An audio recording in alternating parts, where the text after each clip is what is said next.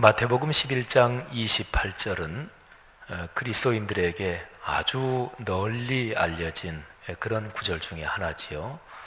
수고하고 무거운 짐진 자들아 다 내게로 오라. 내가 너희를 쉬게 하리라. 아멘. 굳이 성경 말씀에 설명을 붙이지 않고 해석을 하지 않고 그냥 들어도 은혜가 되는 그런 말씀이지요. 이 마태복음 11장 28절이 오늘 지금 이 시간에 하나님께서 여러분 개인에게 그리고 여러분 가정에 주시는 말씀으로 들리기를 바랍니다. 지금 예수 그리스도 우리 주님께서 여러분에게 하시는 말씀으로 이 말씀이 강한 은혜가 되기를 축복합니다. 수고하고 무거운 짐진 자들아 다 내게로 오라. 내가 너희를 쉬게 하리라. 아멘. 이 말씀은 세 덩어리로 되어 있습니다. 제일 첫 번째는 수고하고 무거운 짐진 자들아, 두 번째는 다 내게로 오라, 그리고 마지막 부분 내가 너희를 쉬게 하리라. 첫 번째 부분에서 예수님은 사람들의 삶의 모습을 이렇게 바라보시면서 분석하시고 또 통찰하십니다. 삶에는 문제가 있지요. 어려운 일이 발생하기도 합니다. 예측하지 못한 그런 일이 발생했을 때 그 일이 좋은 것이면 그건 더 말할 나위 없이 행복하겠지만 불행한 사고라든지 또는 일이 어그러진다든지 그런 것이 예측하지 못한 채 일어나면 참 힘들지요. 그런데 문제가 발생했을 때 중요한 거는 그 문제를 바로 봐야 돼요. 제대로 분석해야 합니다. 몸에 병이 났을 때 뭐 때문에 아픈지 제대로 진단을 해야 되잖아요. 가끔 가다가 병원에서 의사 선생님이 환자의 병을 제대로 잡아내지 못하고 그런 경우도 있잖아요. 그러니까 문제를 제대로 진단을 해야 합니다. 요즘은 청소년들 문제가 이렇게 저렇게 사회적으로 보도가 될 때가 많죠. 자녀를 기르면서 내 자녀는 한 번도 말썽 안 피우고 그냥 어릴 때부터 참 아주 잘 자랐다, 그런 자녀들도 가끔은 있는 것 같아요. 근데 자녀를 기르는 부모들에게 자녀 기르는 거는 다 힘든 것입니다. 자녀들이 자라면서 사춘기를 유별나게 겪는 애들도 있고, 또 부모로서는 도무지 이유를 알지 못하겠는데 제가 왜 저럴까 이런 생각이 들 때도 있잖아요. 또 요즘은 자녀들이 유별난 행동을 하면 부모들이 가슴이 덜컥 내려앉기도 합니다. 세상이 아주 험하고 사회적으로 별별 일이 다 일어나니까. 그런데 부모 입장에서 자녀를 제대로 객관적으로 본다는 게 쉽지 않습니다. 그래서 사회적으로 큰 무리를 일으키는 어떤 사건이 발생했을 때 그런 청소년들, 그런 젊은이들의 부모들이 사건 발생하고 난 다음에 하는 얘기는 내 아들이, 내 딸이 그럴 줄은 꿈에도 생각을 못했다, 이런 얘기들 하잖아요. 그러니까 자녀들 기르면서도 분석을 잘 하셔야 돼요. 잘 통찰하셔야 돼요. 모든 게 다 마찬가지지요. 장사가 잘 안 된다. 왜 안 될까? 원인만 찾아내면, 분석만 잘하면 다시 잘 되게 할 수 있는 거 아니겠어요? 그래서 그런 것만 분석하는 그런 기업이 있기도 합니다. 그러니까 회사를 컨설팅 해주는 그런 직종이 있잖아요. 그래서 문제가 발생했을 때 아주 중요한 거는 그거를 잘 통찰하고 잘 분석해야 합니다. 예수님이 사람 사는 모습을 쭉 보시니까 그래, 인생은 수고하고 무거운 짐을 지고 걸어가는 것이로구나, 이렇게 예수님이 통찰을 하셨단 말이지요. 정확하지요. 짐 없는 사람 어디 있어요? 어려운 일 없는 사람 어디 있어요? 크고 작고 또는 자기에게 느껴져 오는 이 감도가 내 마음의 상태, 내 인격의 상태에 따라서 이 감도가 다르지만 사람은 다 문제가 있고 다 어려운 일이 닥치는 법입니다. 예수님의 분석이에요. 그런데 예수님은 분석하실 뿐만 아니라 자기 자신을 그 분석에 연관시키십니다.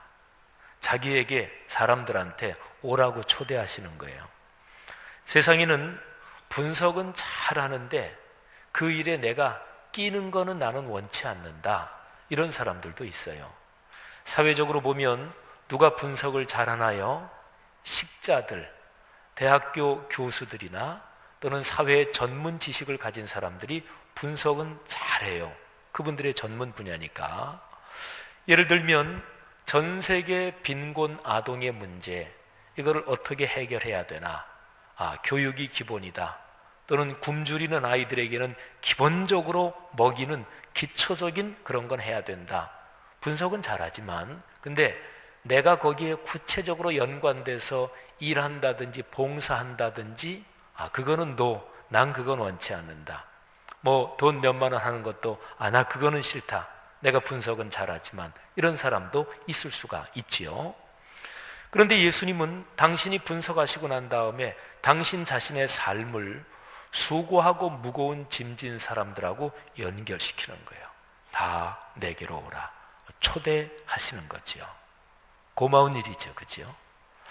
내 주변에 분석만 하는 사람들이 많으면 사람이 오히려 주눅듭니다. 그래서 어쨌다는 건데, 그래서 네가 나 뭐 도와준 거 있는데, 이렇게 되는 거죠.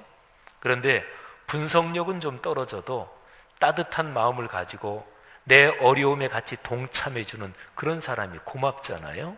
지금 예수님이 그렇게 초대하시는 거예요. 그 다음에 세 번째, 자기의 삶을 거기에 연결시키고 또 도와주고, 그래도 사람이라는 게 능력의 한계가 있잖아요. 근데 예수님이 세 번째 말씀하시는 거는 내가 그 문제를 해결해 준다, 이렇게 말씀을 하셔요.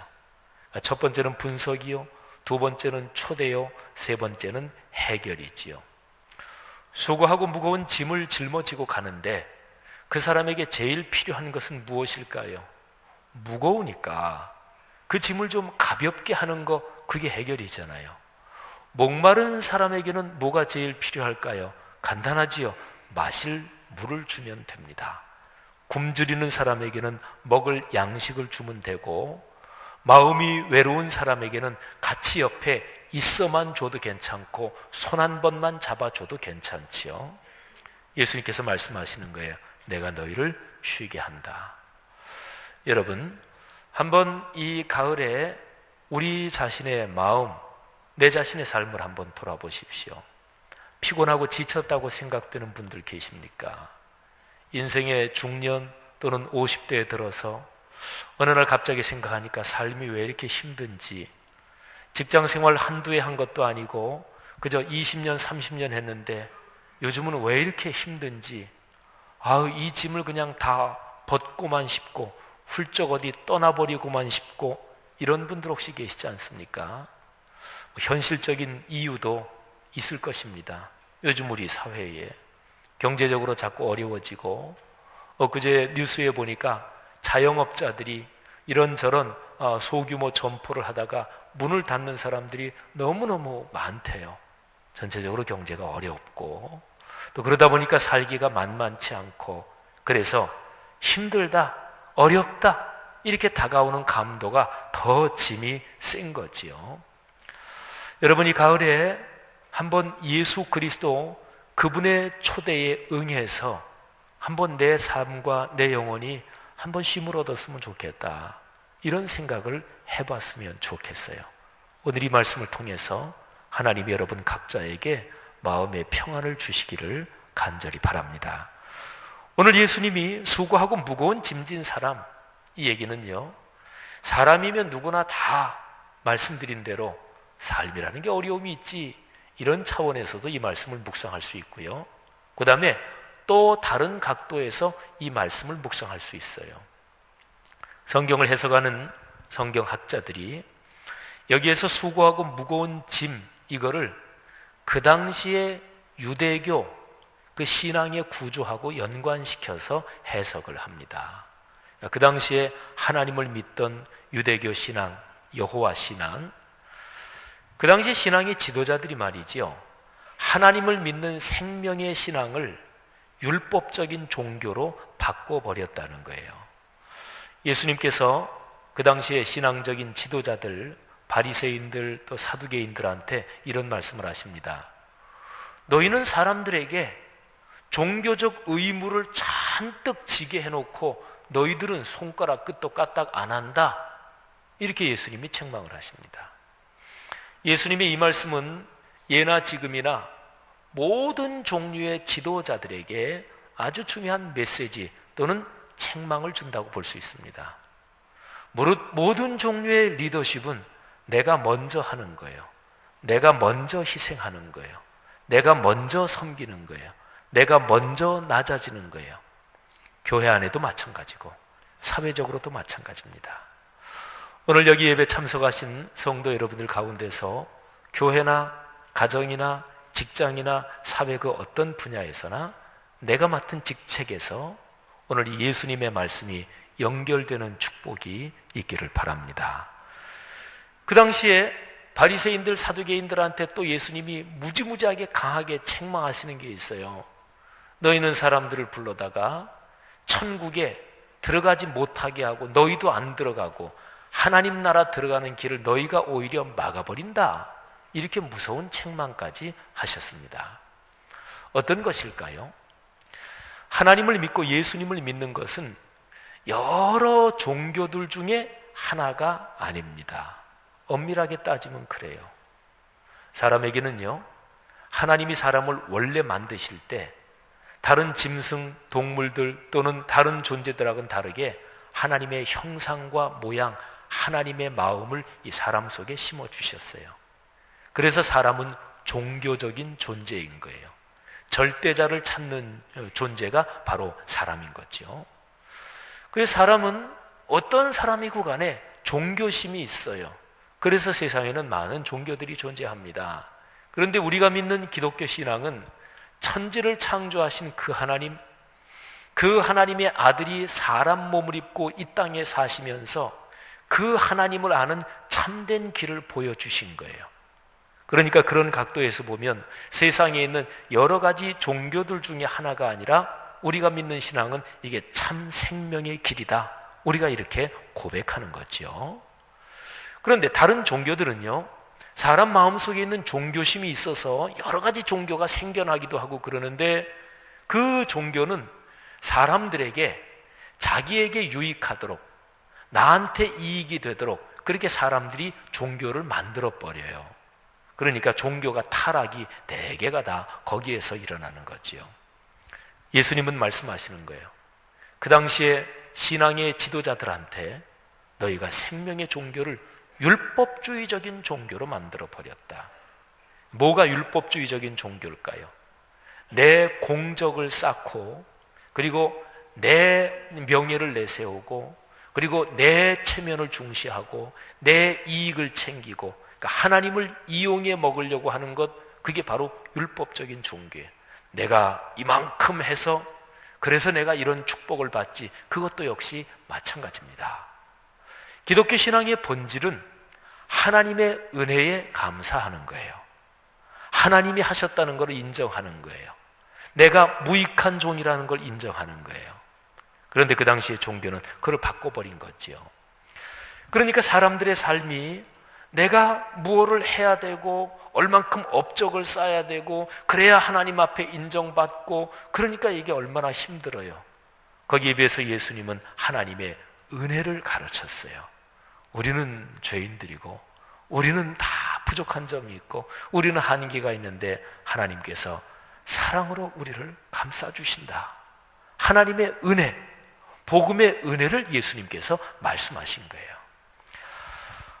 미국의 목사님 중에서 유진 피터슨 목사님이라고 있어요.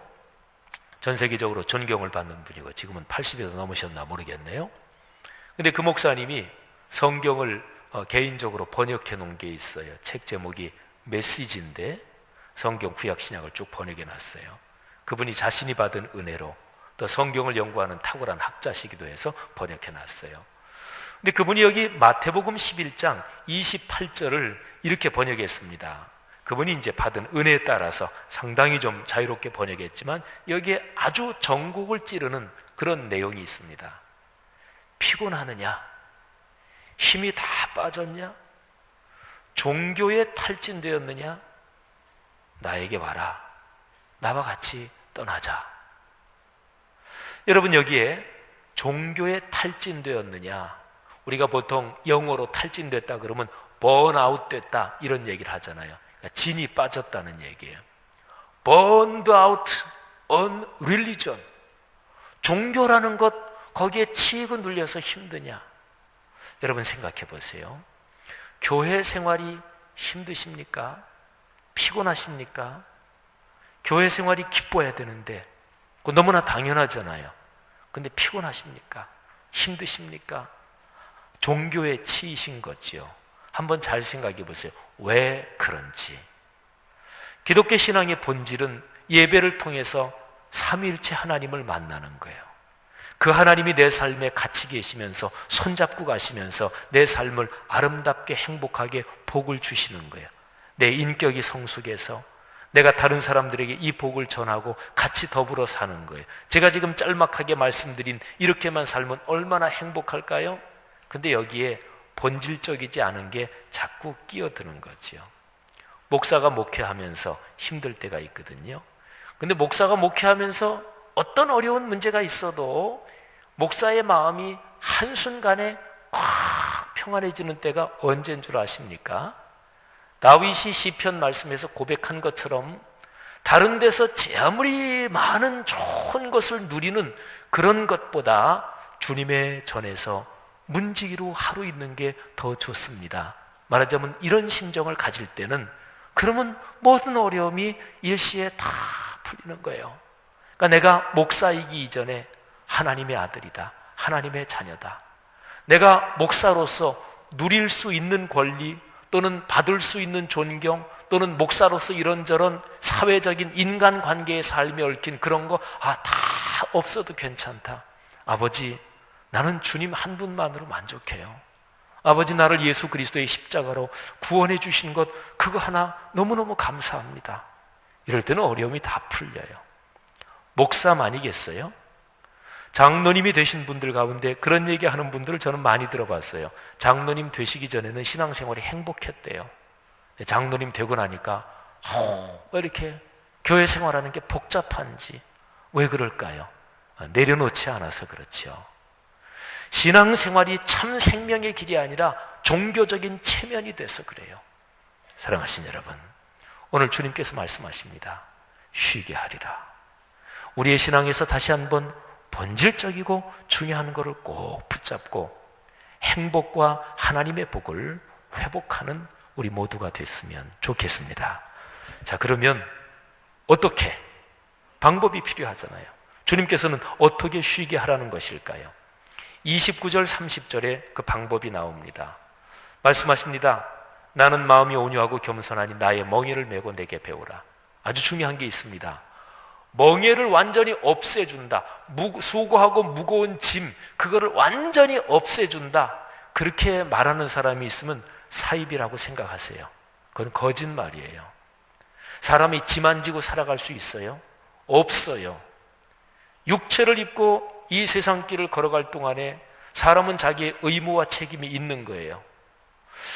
한국 교회가 전반적으로 이게 영적인 체력이 약해지니까 교회마다 이게 문제도 많고 그래서 후배 목회자들이나 목회자들 만나면 참 목회가 어렵다 이런 얘기들을 많이 해요. 그럴 때 선배 목회자로서 또는 선배 목회자들이 늘 하는 얘기가 있어요. 그거는 정석이에요.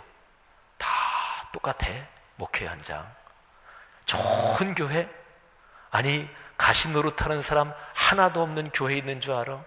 50명 모이는 교회나 500명 모이는 교회나 5,000명 모이는 교회나 다 똑같아.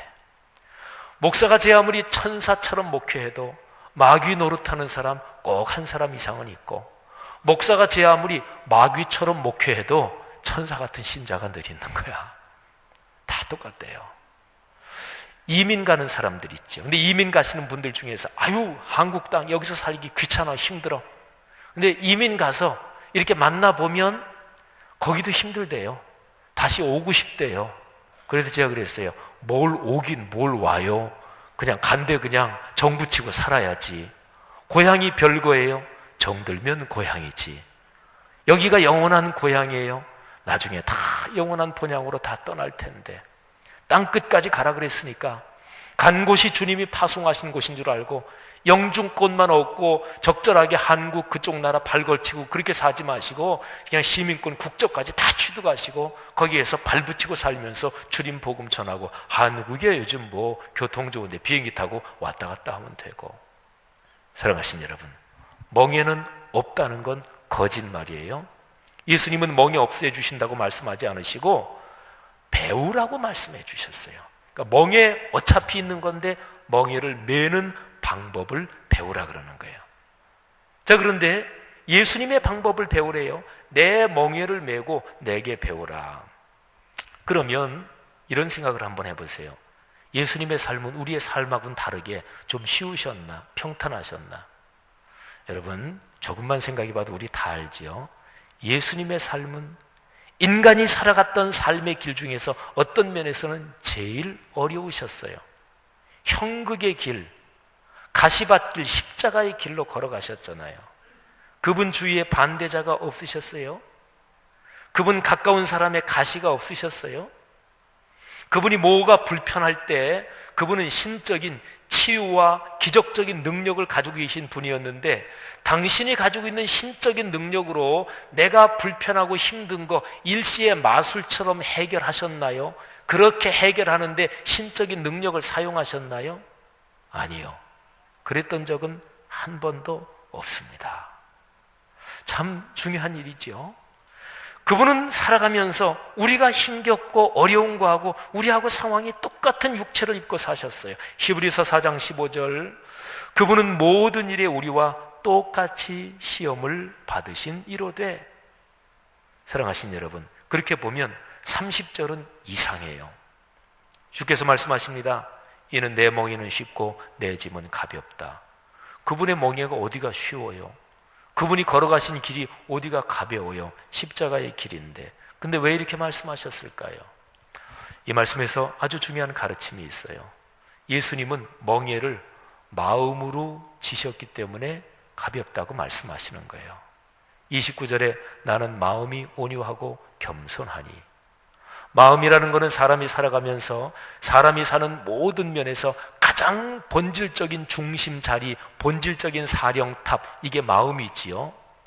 여러분, 믿음이 약해지면 또는 신앙인이 아닌 경우에도 그 사람의 마음이 쪼그라들고 좁아지고 그야말로 하는 말로 밴댕이 속같이 그쪽으로 갈수록 문제가 생길 때마다 밖에 원인이 있다고 생각해요.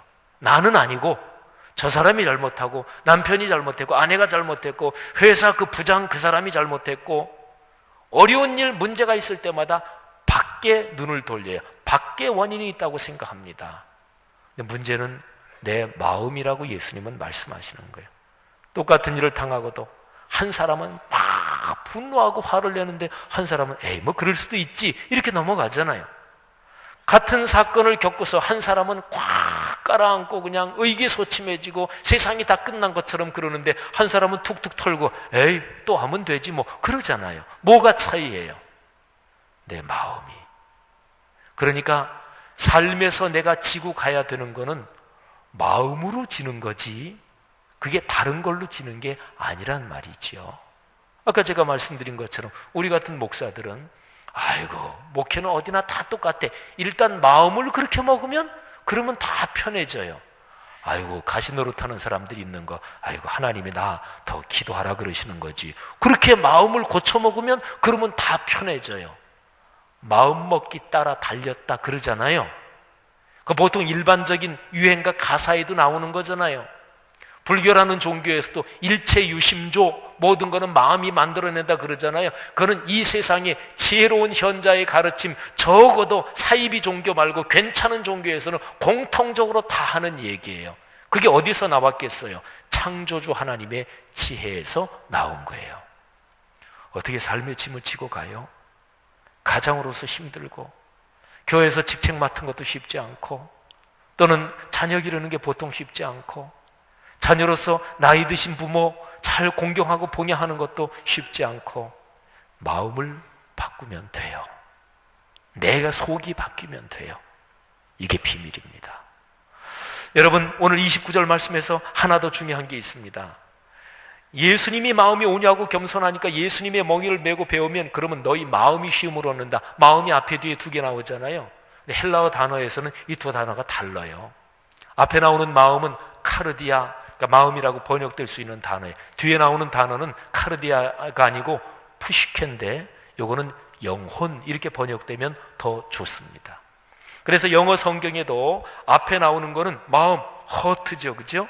그리고 뒤에 나오는 거는 영혼, 소울, 이렇게 번역되어 있어요. 독일어 성경에도 다르게 번역되어 있고 한글 성경에도 다른 번역에는 마음, 영혼, 이렇게 번역이 되어 있어요. 푸시케, 영혼이 무엇인가? 두 가지 뜻이 있어요. 첫째는 우리가 신체를 가지고 이 땅에서 살아가는 실제적이고 구체적이고 현실적인 우리의 삶 통체, 요거를 가리키는 말이 영혼이에요. 그 다음에 두 번째 또 중요한 뜻이 하나 더 있습니다. 우리라는 존재에서 감정이 발동하는 자리 있지요. 감성이 움직이는 그 원초적인 자리가 있잖아요.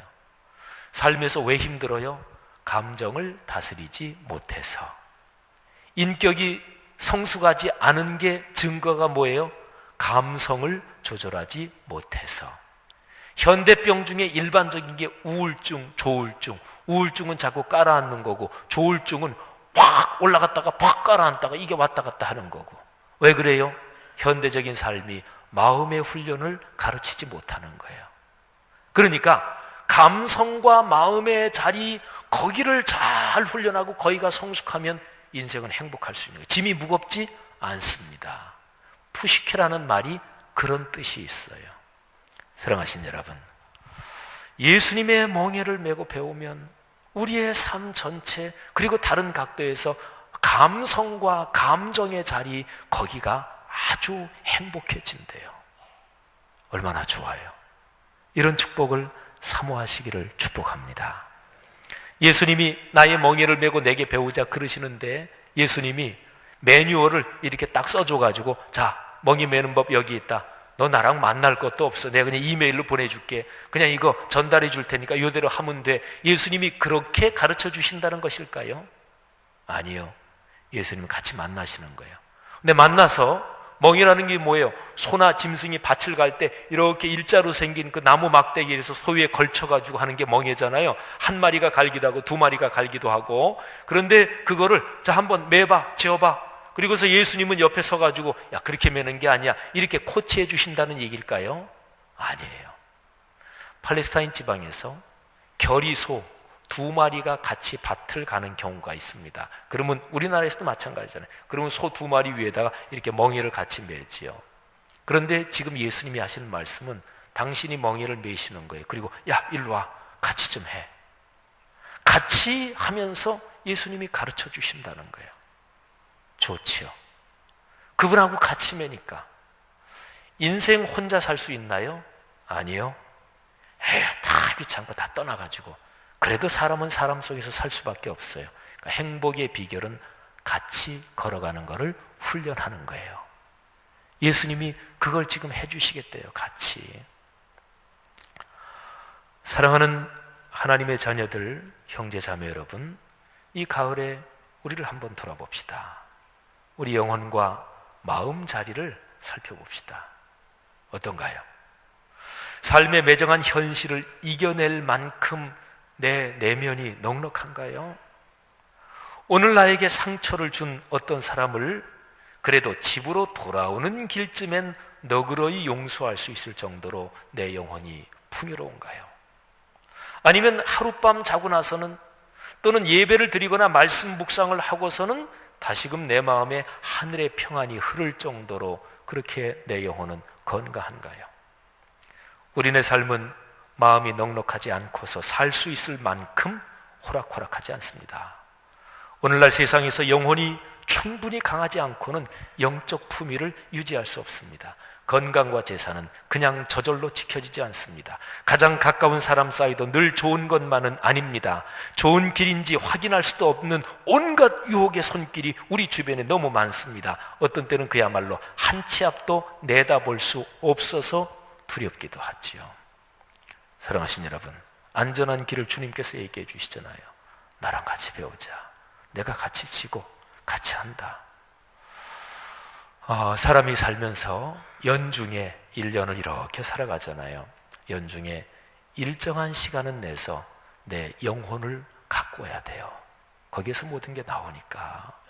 그래서 한가을 부흥의 꿈새 한가을을 우리가 일주일 뒤에 갔습니다마는 그런 시간에 내 자신의 영혼을 좀 드려야 돼요.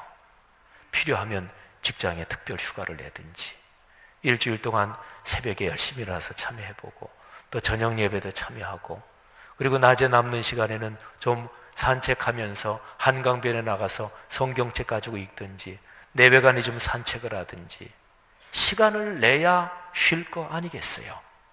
사랑하신 여러분, 이 가을에 다시 한번 우리의 영혼이 그리고 우리의 마음자리가 주님께서 우리를 초청하시는 생명의 기쁨으로 가득 차기를 주님의 이름으로 축원합니다. 기도하겠습니다.